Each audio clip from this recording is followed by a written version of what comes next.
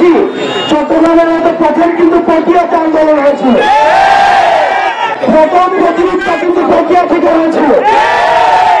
পটিয়ার মানুষ কিন্তু সর্বপ্রথম এই বীর চট্টগ্রামের মধ্যে যারা হচ্ছে আওয়ামী ফ্যাসিবাদী রেজিমের বিরুদ্ধে যখন মানুষ কথা বলতে ভয় পেত, সর্বপ্রথম জীবনকে হাতে নিয়ে তারা হচ্ছে রাস্তায় নেমে এসেছিল। আমরা এই পটিয়াবাসীর কাছে আমরা সংবেদনশীল আচরণ প্রত্যাশা করি।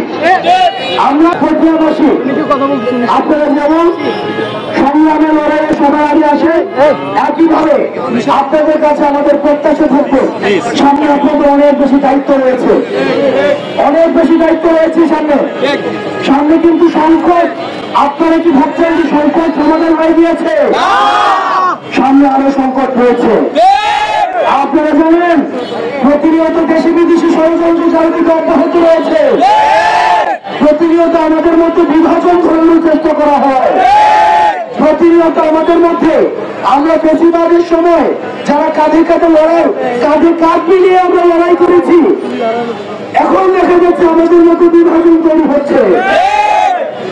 আপনাদের কাছে অনুরোধ থাকবে আমাদের এই বিভাজনগুলো, আপনারা আমাদের এই বিভাজনগুলোকে আমাদের জানিয়ে আমাদের যে যে জায়গাগুলো আমরা ঐক্যবদ্ধ হতে পারবো সেই জায়গাগুলিকে ফোকাস করে আমরা একসাথে পরবর্তী বাংলাদেশ করতে হবে।